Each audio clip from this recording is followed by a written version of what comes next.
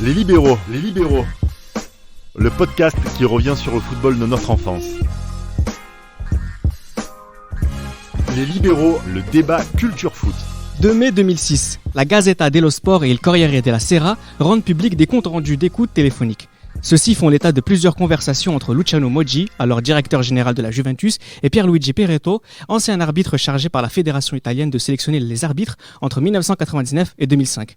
Si l'affaire est dans un premier temps classée par le parquet de Turin, elle a l'effet d'une bombe auprès de l'opinion publique. Dans ce podcast, nous allons revenir sur le Calciopoli, une affaire pleine d'accusations, de contradictions, mais qui a surtout plombé le football italien. On en parle avec Gilles Christ. Salut à tous. Damaz. Bonsoir à tous. Et Johan. Bonsoir à tous. Vous étiez où quand on a appris qu'il allait y avoir ce scandale, très certainement le plus gros scandale de l'histoire du football? Vous allez rigoler peut-être un petit peu, mais j'étais à Lomé. Oui, j'étais en vacances. Ce rire est très malaisant parce que c'est une destination comme une autre, c'est une ville très sympathique. Pourquoi on rigole? Parce que Loméris, il avait dit j'étais à Berlin. Bah oui, j'étais à Lomé. Je suis scandalisé par le rire de Damas. C'est ça qui a commencé. Oh, mais Alors le Calciopoli. le Calciopoli, c'était après la Coupe du Monde 2006 déjà, après la finale. Je parle l'affaire. D'accord, ok. L'affaire, les faits, finalement. Quand l'affaire On s'en sort. rend compte. Éclate. Je suis dans ce contexte-là de vacances. Déjà, j'arrive pas à digérer le fait que la France ait perdu la finale de la Coupe du Monde. Beaucoup de polémiques, Zidane, etc. Et après, on apprend qu'il y a cette affaire qui commence à sortir, qui éclate et qui va mouiller la plupart des clubs de Serie A. Tout le Pour monde, ne pas dire quasiment. tout le monde. Ouais. Le plus grand scandale de l'histoire du football récent, ou du football tout court, Bah, Damaz. déjà pour moi, la manière dont laquelle je l'ai appris, fin à peu près au même temps que Gilles. T'es à Lomé aussi? Non. On était tranquillement à Nanterre, en regardant le match en famille, et la fin du mondial 2006 qui a été très très beau, notamment de la part des Italiens, faut quand même le mentionner. Et quand sort cette histoire-là, où il y avait commençait déjà à avoir du remue-ménage en Italie, au niveau de la presse. Marcello Lippi a de suite protégé son groupe. Donc moi, je commence à voir ça d'un œil en me disant, bon, certes, il y a des remue-ménages en Italie, mais on est un peu habitué, parce que en fait, pour moi, il y a l'idée dans notre imaginaire collectif de la mafia italienne. Donc il y a ça aussi qui remonte, comme Ouais, quoi il y ça a fait encore beaucoup de mal dans l'imaginaire, on en reparlera. Voilà, donc il y a tout ça, et quand il y a ça qui éclate, moi je me dis, qu'est-ce qui se passe encore, et tous les Italiens encore dans le coup, C'est exactement la même encore réaction des que j'ai eue, débilités, encore des histoires du remue-ménage qui Bien sort. sûr. Et nous, moi je me dis, malgré ça, les Italiens ont quand même été très forts, et moi je leur dis bravo. Johan. Ouais, c'est ça, moi j'étais chez mes cousins dans le 92 à Bagneux. Et voilà, on se remettait progressivement. Bagneux, Nanterre, Lomé. Les Voilà. libéraux international. Toujours. Donc comme je l'ai dit, moi je me remettais aussi de la finale un peu, de la finale de 2006 qui m'avait clairement dégoûté. Hein. Parce que ce qui me dégoûtait le plus, c'est qu'il y avait des Français qui étaient contents, allez-y comprendre. Mais mais après c'est vrai que pour être honnête avec vous, cette histoire du Calciopoli, j'avais entendu qu'il y avait un scandale, mais moi je m'étais arrêté à la partie où ils avaient classé l'affaire. Donc pour moi, je me suis dit, ça y est, c'est bon, on va passer à autre chose, etc. Donc voilà. Donc après, c'est vrai qu'il y a eu des conséquences assez désastreuses. Énorme. Mais bon, après voilà, c'est un petit peu à l'image aussi du foot italien depuis la guerre, comme on dit. Depuis la guerre ou la guerre? Depuis la guerre et naguère. C'est même culturellement rattaché à la société italienne. Hein. C'est rattaché à cette société, à l'image de la culture italienne, comme quoi on a affaire à des dirigeants frauduleux, entraînant certaines initiatives. Alors, concrètement, on parle d'association de malfaiteurs finalisée à la fraude sportive. C'est incroyable. C'est quand même très sérieux. Malfaiteur. Ouais. Malfaiteur. N'oublions pas Malfrat. Association de malfaiteurs, c'est les mots qu'on met pour la mafia. Fraude sportive, Gilles. N'oublions pas que c'est du sport. Ça parle de malfaiteurs, mais n'oublions pas que c'est du sport avant tout. Alors justement, c'est intéressant que tu dis ça parce qu'on va en parler tout au long de ce podcast, c'est qu'il y a un tribunal entre guillemets sportif et un tribunal aussi ordinaire et qui fait tout le charme entre guillemets de ce Calciopoli et qui fait aussi toutes les contradictions dont on va parler autour de ce podcast-là. Alors quelques disclaimers, j'allais dire. Alors déjà, premièrement, il faut bien se rendre compte que on parle d'imaginaire et de la manière dont les gens vont penser ce football-là, le football italien, la mafia. Notamment moi qui suis supporter de la Juventus, j'en ai un peu marre aussi d'entendre oui c'est toujours les mêmes qui trichent, etc. Il y a quand même quelque chose à préciser. Alors premièrement, il n'y a jamais eu de match truqué.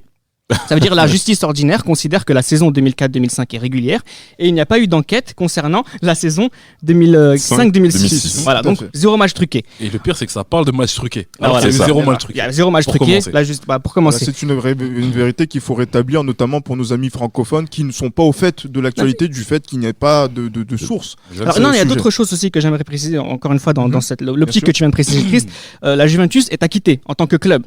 Aujourd'hui. Ce sont des dirigeants qui ont été mis en examen, enfin qui ont été coupables de ce qu'on leur reproche. Les coups de fil entre les dirigeants des clubs et les désigneurs d'arbitres sont réels, mais ils sont légaux. On a tout à fait le droit d'appeler, quand on est dirigeant d'un club, un désignateur d'arbitre. À l'époque, on disait que c'était la meilleure façon pour améliorer l'arbitrage. Donc c'est légal. Ce qui est interdit, ce sont les relations directes entre les dirigeants et les arbitres eux-mêmes. Il n'y en a jamais eu. En tout cas, l'enquête n'a jamais montré qu'il y en avait. Un chiffre éloquent, bon ça c'est le Reda turinois qui vous parle, sur la saison 2004-2005, la Juventus obtenait 1,89 points en moyenne avec les 7 arbitres accusés contre 2,63 avec les autres arbitres. Bon ça il fallait que je la place. Oui. L'autre chose aussi qu'il faut avoir en tête, c'est que il est jugé parti. Mais tu as été objectif. Ce sont des faits objectifs et avérés. Ensuite, il faut bien comprendre que sur, on va dire, c'est les doutes sur les matchs truqués entre guillemets. Là, vous le savez tous, c'est qu'ils ont été, les gens se sont fondés non pas sur des vidéos, mais sur les rapports, articles de presse, oui. les articles de presse du Corriere de la Gazzetta dello Sport. Et de la Corée, de lo Sport, Exactement. et la Gazzetta, qui ont été, et la Ouais, Repubblica ouais, aussi, qui ont été virulents au sujet de Luciano Moggi, ton papa. On verra qu'il est fautif sur beaucoup de choses aussi quand même. Dernière chose, beaucoup d'accusations récusées, notamment sur les cartons jaunes. On disait que la Juve demandait aux arbitres de mettre des cartons jaunes Très aux avantagé. équipes avant qu'elles ne rencontrent les tournois pour avoir des suspensions. Ça aussi, ça n'a jamais été prouvé ou accusé, comme le tirage au sort truqué des arbitres. Donc de quoi on parle finalement de cette affaire Calciopoli? C'est complètement, j'écris, c'est quand même c'est une question de... C'est l'opinion publique, c'est un procès médiatique. C'est le tribunal médiatique dans sa splendeur et bien avant l'ère des réseaux sociaux, vous vous rendez compte? Exact. C'est-à-dire que on va prendre un journaliste va écrire un article de presse, il va dire ce qu'il a à dire et Surtout. il va dire ce qu'il pense, surtout quand on connaît les liens de la Gazzetta dello Sport avec l'Inter Milan, et on va sortir de cet article-là un fait qui va être important au nom de l'équité sportive. On a l'impression d'être au théâtre et de marcher sur la tête. Bien sûr. Sur cette affaire. Et franchement, quand on voit qu'il y a 16 clubs sur 20 de Serie A qui sont trempés dans cette affaire et qu'il y a des clubs qui sont Épargnés. ménagés, et quand on connaît les collusions ou les conflits d'intérêts qu'il y a entre les personnes qui ont été juges de cette affaire et certains clubs, je suis désolé, c'est pas j'ai pas envie de parler de machination ou de complot, mais il y a eu clairement une volonté de mettre fin et de rompre à une certaine hégémonie qu'il pouvait y avoir dans le football italien, ou un certain fonctionnement au profit d'une minorité. Bien sûr, mais parlons bien, il y a eu une volonté de couper des têtes, tout simplement. Il y a une volonté de couper des têtes. Honnêtement, quand on voit comme... Tu penses à qui, Yoann? Je ne dirai pas, je ne citerai aucun nom. Luciano Moggi. Luciano Il faut Moggi, le dire, tout il faut le simplement. dire, je Il a t'en dit prie, le nous nom. sommes là pour ça. Attends, mais oui. il faut aller jusqu'au bout. Non, c'est vrai que on a voulu couper la tête à Luciano Moggi. C'est vrai que lui n'est pas blanc, je pense, dans l'histoire du football italien. Il n'est pas tout blanc, ça c'est clair. C'est vrai Crème qu'il y des a eu casseroles. il y a eu pas mal de machinations concernant notamment les transferts sur lesquels on peut vraiment le condamner. Mais sur cette histoire justement du Calciopoli, il est clair que par une volonté de certaines personnes justement de donner leur avis sur des faits qui ne sont même pas réels, qui ne sont même pas avérés, qui ne sont même pas prouvés, on a voulu tout simplement écarter Luciano Moggi de la scène du football italien. Luciano Moggi est la personne centrale concernant le scandale Calciopoli. Il faut aussi signaler que ce monsieur était, en tout cas son fils Alessandro Moggi était un grand dirigeant de la société GEA qui gérait la carrière de plusieurs joueurs de Serie A et Serie B, entraîneur comme joueur, et que on disait que Luciano Moggi avait un certain monopole sur le football italien, qu'il était le dirigeant majeur du football italien en ayant Omniscient et omnipotent. au travers de cette société-là, et on disait justement qu'il gérait certains transferts, et Luciano Moggi a aussi la réputation de mettre certains joueurs qui pouvaient le gêner, à qui il n'y a pas eu accord de principe pour certains types de transferts, de les mettre en tribune pendant plus de 1 an, voire 8 mois. Donc Luciano Moggi, via la presse, était déjà quand même assez critiqué, et sa société GEA, justement, a eu des antécédents avec la justice italienne. Il y a eu gain de cause via cassation, mais on voit déjà que Luciano Moggi, c'est comme si on attendait de lui qu'il fasse encore une seule erreur pour qu'on puisse lui couper la tête. c'est ça. Concrètement, qu'on On puisse lui couper la tête. En fait, on explique clairement quand on relit un peu les articles à droite à gauche, en français, en italien, en anglais, on se rend compte qu'au départ, on a un coupable, Et ensuite, on voit comment on le fait pour le faire tomber. Mais c'est même bien que tu assistes, Reda. Moi, j'ai noté certains journaux à la une de l'époque que la Gazzetta dello Sport, la Corriere dello Sport et la Repubblica a noté. Je les ai notés. Attendez, je vais vous sortir ça. C'est quand même incroyable ce qu'ils ont quand même D'ailleurs, sorti. c'est pour ça que beaucoup de personnes parlent de Farsopoli aussi, parce Ouais. que finalement, on a essayé de... Et de Mojopoli. Et de Mojopoli, c'est la Mojopoli, Gazzetta qui exactement. sort ça, Exactement. la Mojopoli. Au lieu que ce soit quelque chose, c'est Mojo, donc c'est lui qui doit tomber. C'est lui qui doit tomber. Il y a aussi il y a une écoute qui est passée concrètement en première ligne, qui avait été notée par la Corriere dello Sport. C'était à Messina, envoie l'arbitre Cassara. Donc il y avait une écoute entre un désignateur d'arbitre, je crois que c'était Pareto, parce qu'ils s'étaient amis depuis plus de 20 ans. Hein. Il faut noter que Luciano Moggi avait des amitiés avec les désignateurs d'arbitres. Bon, c'est vrai que c'est quand même assez délicat de sa part de noter Il y a ça. des éléments, bien sûr. Bien sûr. Mais il y avait des cas de rencontres que Moggi avait, que ce soit dans les domiciles de certains. On sait que Moggi fait partie de la triade de la Juve. Hein. La Oui, triade. avec Giroud et Bettega. Et Bettega, Bettega c'est ça. qui n'a pas du tout été embêté, étonnamment. Mais c'est Giroud et Moggi Ouais. qui ont été concrètement coupés à la tête. Et ces amitiés de 20 ans, ces relations, on va dire même très intimes entre Ouais, il les a ces payés. individus. Il les a payés, Il les a tout simplement. Il les a payés.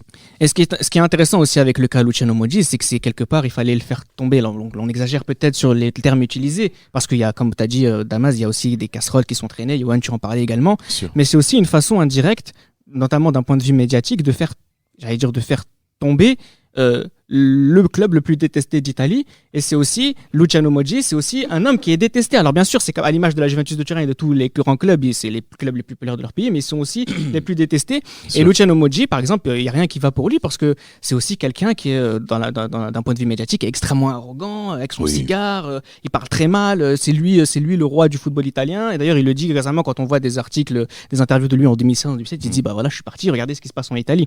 Donc voilà, ça C'est la pluie et le beau temps en Voilà, Italie. exactement. ouais. Pas forcément tort non plus. Bah quand on justement, regarde ce qui s'est passé après. et finalement c'est aussi ça peut-être le cœur du Calciopoli, c'est qu'il y a des faits réels qui sont avérés, que la Juve est coupable à certains égards, mais c'est aussi une façon idéale de faire changer un certain paradigme de l'époque qui était la Juve gagne tout le temps et tout en haut. C'est ça.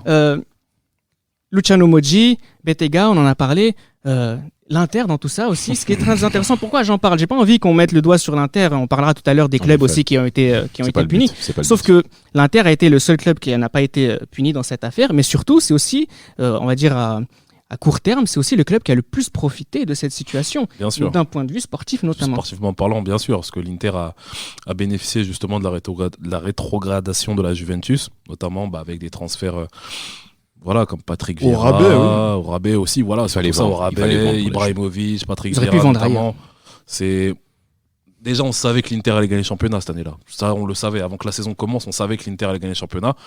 Et voilà, je pense que oui, comme vous l'avez dit, sportivement, ça a vraiment été ça a été vraiment l'équipe qui a bénéficié le plus. Et ce qui est bien, ça s'est prouvé aussi par la suite, dans le sens où non seulement il gagne le championnat, ce qu'il n'avait plus fait depuis 1989, mais également la Ligue des Champions en 2010. C'est vraiment l'apogée du Calciopoli, des bénéfices du Calciopoli. Mais après la chute du championnat italien sur la décennie 2010 a été assez brutale, malgré le renouveau de la Juventus par la suite. Mais surtout, quand on voit ces conséquences sportives et aussi les effets de communication qu'il y a eu autour de l'Inter en disant que c'est le championnat le championnat des honnêtes, Déjà, Scudetto de l'été. de l'honnêteté, De l'honnêteté. comme l'avait dit Materazzi, Champion de la vertu. champion de la vertu, qu'il est venu en blanc au stade en Qui a disant dit ça, que- Materazzi Materazzi qui était venu en blanc au stade et qui disant que voilà que nous sommes les champions de la vertu.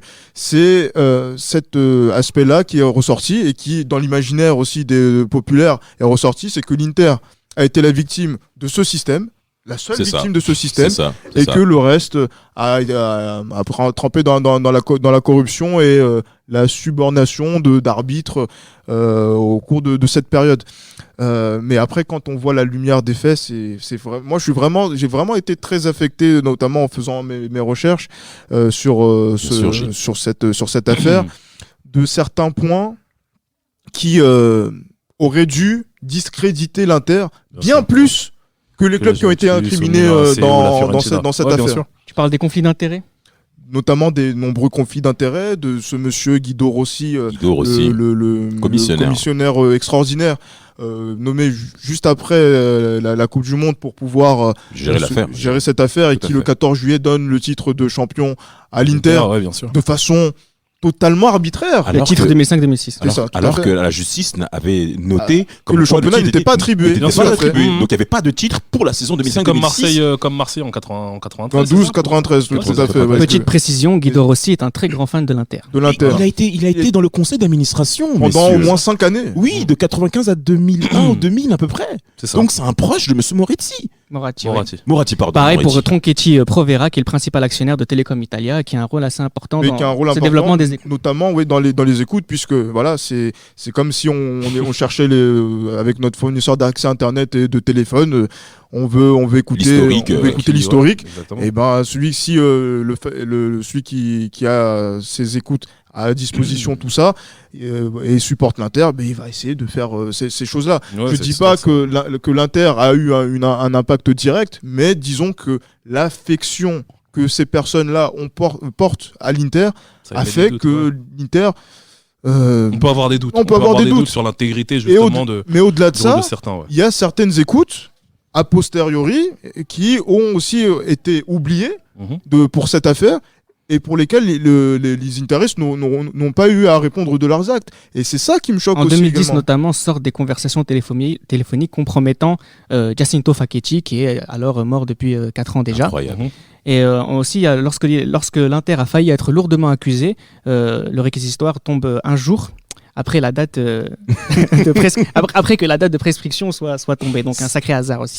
Sacrée chance plutôt. C'est le procureur Stefano Palazzi qui a fait cette recherche au cours des années justement 2006-2010 et qui en 2010 veut faire enfin sortir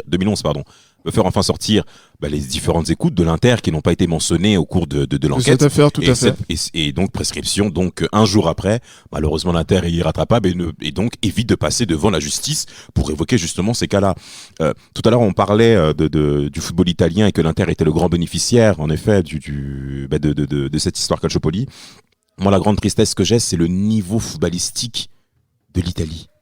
Le niveau footballistique qu'ont produit les Italiens après Mondial 2006, c'était une catastrophe. C'est scandaleux. On s'est ennuyé. Ouais. Moi qui suis un amoureux du football italien, voir la Roma, un club qui s'est quand même battu, qui a essayé avec les moyens qu'on sait qui sont limités, un club sentimentaliste, faible quand on est face à des situations décisives, mais on a bien vu que l'Inter et ses 4 titres d'affilée, c'était une grande mascarade, on le sait. Bien sûr. Alors c'est vrai, bravo à eux. Mascarade sportive. Mascarade sportive, on est bien d'accord. Alors bravo à eux pour leur Ligue des Champions gagnée en 2010, c'est vrai qu'il faut quand même le faire, bien que c'était une finale ridicule. C'est comme un triplé. Mais il est clair que le football italien ne sort absolument pas grandi de cette période au niveau footballistique, en plus de la crise économique qui a touché l'Europe et les clubs italiens, parce qu'il faut aussi parler qu'au niveau des transferts, il y a eu une grosse chute en termes d'attractivité, c'est-à-dire que clairement. C'était plus intéressant de partir en Italie, contrairement au début 2000 où on a mentionné des transferts colossaux de la part des clubs italiens. Non, mais il y a eu un inversement proportionnel entre l'Italie et l'Angleterre, concrètement. C'était le jour et la nuit. Bien sûr. À croire qu'on se dit que l'Italie ne s'est pas préparée à une quelconque crise déjà économique, mais en plus cette crise judiciaire vient encore abattre les clubs italiens en termes d'image. Et ça, moi, personnellement, pour nous qui sommes ici, ça nous a fait mal. Le Calciopoli a peut-être un résultat direct à une cause, concrètement responsable de ce qui s'est passé ensuite en ce qui concerne le niveau footballistique de l'Italie jusqu'à présent, à date d'enregistrement en 2020. Bien sûr, c'est clair, ça a été vraiment une conséquence, grave pour le football italien, dans le sens où même le niveau de la sélection nationale ne répondait plus. Bien sûr. On avait des joueurs, déjà même à partir de 2006, on avait des joueurs par exemple qui ne faisaient pas partie du Gotha du football italien en équipe d'Italie. Il y avait des joueurs par exemple qui venaient de Palerme, des joueurs qui venaient de Messine, etc. Donc voilà, à partir de là, il est clair que on sent vraiment que le Calciopoli a un impact qui est vraiment considérable sur le niveau du football italien. Sur le comportement, par exemple, de ce qui va être le club dominant de cette deuxième partie des années 2000, à savoir l'Inter. C'est-à-dire qu'au lieu de faire en sorte que ce championnat se renforce par la suite essaye de se relever comme ça a pu être le cas quand Au les Bayern. Anglais aussi ont douté donc à la fin des années 80, début des années 90 en créant donc cette Première ligue. cette première ligue pour pouvoir hausser son niveau à l'international. Bien sûr.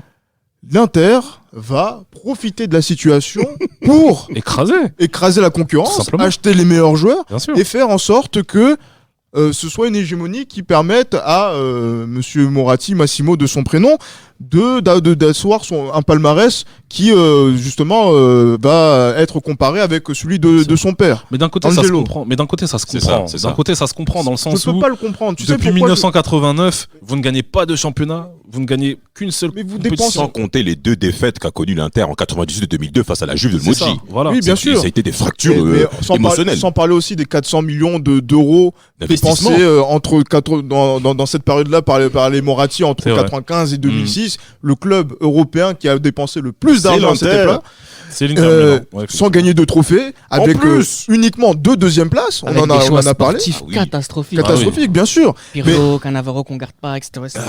Sedorf, etc. On Van va der pas Beek. revenir dessus. C'est pas- Mais c'est à pas le partir sujet. du moment où ils ont pu avoir cette opportunité d'asseoir cette hégémonie, voilà, Ah, ils ont on gagne des profité. trophées Ils en ont et profité. on oui, s'en fout clairement. de la légitimité C'est que sûr. ça peut avoir Bien sûr. sur la scène internationale. Alors à l'appui pour la saison 2006, après justement la descente en série B de la Juve, on peut parler des transferts qu'a commis l'Inter auprès de la Juve qui a été décimée Ouais.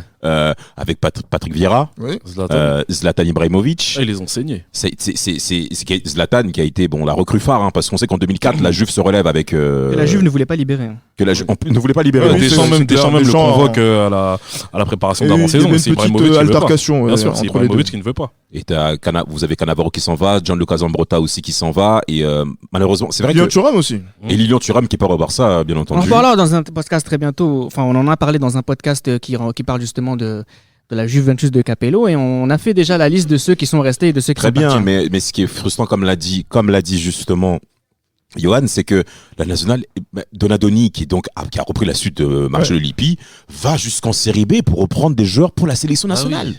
Ça fait mal quand on voit Cristiano Lucarelli, par Je suis exemple. désolé, ce monsieur a plusieurs fois revendiqué ses positions politiques. Bravo à lui, il est sans doute très charmant.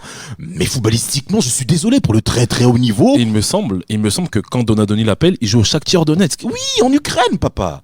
Donc, à un moment ou à un autre, on a le droit d'être frustré et d'être blessé intérieurement de voir une Italie aussi faible. Parce que même l'Euro 2008 qu'a fourni les Italiens. Mais même le France-Italie en 2006, enfin pas celui de la Coupe du Monde, mais celui qui est juste après pour les qualifs de l'Euro. On voit des joueurs, mais Franco Semioli, Ils sont genre pas de prêts physiquement. Ils sont pas prêts physiquement. C'est vrai que le match a lieu, la préparation physique a été difficile aussi, l'affaire judiciaire aussi qui est encore là, donc c'était assez compliqué pour Le l'Italie. décès de Facchetti aussi. Et Il a le des décès de minutes Facchetti, de que le silence, Stade de ouais. France a salué, hein. Oui, tout Une à minute fait. de silence pour Facchetti. S'il savait. Ce monsieur qui détient des secrets frauduleux, il y a aussi eu des écoutes de sa part où Où distinctement, il est dit qu'il faut gagner tel match. Mais bon, après, On dit ça, on dit rien. c'est avéré. C'est Tout, avéré. tout est sur le net, mesdames Là, et tout messieurs. est sur le net, donc je n'avance pas rien au hasard.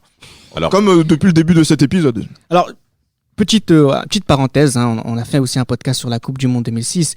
J'aimerais que vous posiez une question très simplement. Répondez rapidement. Hein. Le Calciopoli dans la victoire italienne en 2006, c'est important ou pas? Parce qu'il faut aussi mentionner le nombre de joueurs italiens directement impliqués non pas en tant qu'accusés, mais en tant que victimes de ce système-là. Je ne sais pas si c'est important. Je sais Il fallait pas pas si... se racheter, par exemple? Je ne sais pas s'il fallait se racheter, mais en tout cas, quand vous regardez bien, en 82, il y a quasiment le même problème. L'Italie fait union, justement, et gagne la Totorino. compétition. Totonero. Et en Totonero. 2006, c'est Totonero. pareil. Et on a l'impression justement que l'Italie, lorsqu'il y a ces scandales, devient encore plus forte que ce qu'on en attend. Le Silenzio Stampa, Exactement. où en fait aucun C'est joueur quart de ne tout, parle c'est et quart en de fait tout. on se met dans une bulle et on se Exactement. concentre sur le football. Et Quand rien on d'autre. se concentre Et sur On le peut leur football, dire que on peut leur dire que le Calciopoli les a aidés justement à être un peu plus unis justement, qu'il y ait une plus grosse cohésion justement dans les 23 de la Coupe du Monde 2006 quoi. C'est pour ça qu'il faut tirer un grand coup de chapeau à monsieur Lippi qui a fait preuve de sagesse managériale pour traiter son équipe sur le sujet du football. Lippi a encore une fois appuyé. C'est un mois de compétition. Hein. On n'est pas obligé de ramener des jeunes joueurs. Et moi, le fait aussi que Lippi ramène dans les 23 des joueurs qui ont un certain niveau en termes de maturité, en termes de carrière, c'est des joueurs qui savent se concentrer sur un seul moment, sur les moments importants. Et là-dessus, Marcello Lippi ainsi que son effectif il faut simplement leur dire Bien sûr, bravo. et surtout que on est dans un contexte au mondial 2006 où même Buffon est pris la main dans le sac par Match rapport truqué, à des pas des matchs truqués, à des paris, paris. illégaux pour les joueurs de foot. Donc du coup, Buffon est aussi dans l'œil du cyclone, et pourtant la compétition qu'il fait au cours de ce mondial est vraiment très importante et incroyable, et qu'elle a marqué aussi notre Et génération. sans oublier aussi la tentative de suicide de Gianluca Pessotto aussi qui joue un rôle prépondérant quant à Dans la cohésion même d'équipe, oui, bien sûr, effectivement, bien sûr. puisque il fait partie d'un des leurs, comme il y avait aussi Ciro Ferrara qui faisait partie du staff Bien sûr. de cette équipe d'Italie, et on sentait toute l'affection de ces joueurs-là pour leur ancien compagnon de la Juve, Exactement. qui a aidé à cette équipe, qui a permis à cette équipe d'Italie de pouvoir faire ce parcours à la fois sportif mais aussi humain qui Humain, était oui. impressionnant Absolument. durant ce mois de Coupe du Monde en Allemagne. Absolument. Alors, absolument. on a mentionné le Toto Nero aussi, justement, au début des années 80. Il y a aussi le Calcio Scomesse autour des années 2016, le Calciopoli. Voilà, quelque part, on a quelque chose. Voilà, il y a ce côté un peu malsain autour de l'Italie. Nous, en tant que Français, notamment, on en parle, et ça salit ce pays, et qui est un très grand pays de football. C'est Oui, dommage, un très c'est grand pays de dommage en football, fait, c'est dommage. Mais non seulement ces problèmes de C'est pas de nouveau, tricherie, ouais. mais voilà, les problèmes de dopage Le aussi qu'il y a dopage eu aussi, à la ouais. fin des années 90, qui a eu des conséquences très très graves chez certains joueurs qui ont des maladies comme la SLA par la Bien suite. sûr. Malheureusement, le football italien est gangréné par ce type de triche, comme j'ai dit, de triche, de fléau en fait qu'il y a à ce niveau-là. Et malheureusement, c'est ce qui entache le football italien, malgré toute l'admiration qu'on peut avoir. C'est comme on le disait, c'était quand même assez rattaché à la culture italienne, hein, de cet aspect de tricherie, de manipulation. Moi, j'ai appris à l'école en cours d'économie que 20% du PIB italien provenait de l'économie souterraine. Ah Donc, quand on parle d'économie souterraine, il faut également mentionner que il faut éviter, on va dire, la prépondérance de l'État face à ce qu'on a envie de mettre en Bien place. Pour terminer avec le cas Calciopoli, on peut également parler du Milan AC avec Meani et Galliani qui a échappé lui aussi à certaines Ah, sentences il a eu chaud, colossales Il a aussi. eu chaud. Il a eu très très chaud. Le fait d'avoir mis un intermédiaire entre lui Absolument. et le désignateur d'arbitre. Ancien juge de ligne. Ça l'a sauvé, Ça aussi, ça l'a épargné à beaucoup de conséquences. Et quelque part, ça fait mal aux Italiens, mais quelque part, ça leur donne aussi ce petit côté charmant côté italien, parce que c'est quand même rattaché à leur histoire, et ils prennent ça quand même sur un aspect théâtre, et moi, encore une fois, ça ne change pas l'image que j'ai d'eux. Alors, on n'est pas revenu concrètement dans les différentes sanctions qui a eu lieu, et effectivement les changements aussi au fil des procès, des sanctions qui se sont au fil des procès rabaissées. Hein. Au final, il n'y a que la Juve qui a été rétrogradée, etc. La Juventus, justement, qui est passée par la Série B. Gilles Christ, on va conclure avec cette question. Il faut quand même, je reprends une expression de Damas, il faut tirer un sacré coup de chapeau à cette équipe de la Juventus de Turin pour son renouveau. C'est un renouveau on part de 2006, donc on part de rien, avec très peu de joueurs. Je rappelle que cette équipe comptait par exemple Jean-Alain Boumsong parmi ses éléments. Et c'est vous dire à quel niveau on partait. Et on est arrivé dans un cycle de 5 ans, on arrive avec Conte vers le premier titre de champion qui a mené à la domination sur toute la décennie 2010 de la Juve sur la Serie A. C'est sur la Serie A avec aussi des finales européennes en C1. 2015, 2017, il a aussi la demi-finale Benfica. contre Benfica en 2014, pour un club qui normalement devait descendre avec 91 points en série B, donc c'est-à-dire descendre en série C, disparaître. C'est un club qui a su renaître de ses cendres avec une politique toujours avec d'accompagnement qui a été faite par la Fiat, qui a eu un travail exceptionnel de la part de la famille Agnelli, qui a toujours marqué cet attachement-là à ce club. Et du coup, quand on parle de ce renouveau-là, c'est en fait la Juve a été la seule équipe qui a su remettre son ADN en question, pour essayer de redevenir un grand club européen, chose que les 19 autres clubs italiens n'ont pas su faire au cours de la décennie 2010. Notamment l'Inter. C'était Les Libéraux, un podcast produit par Sport Content en partenariat avec Urban Soccer.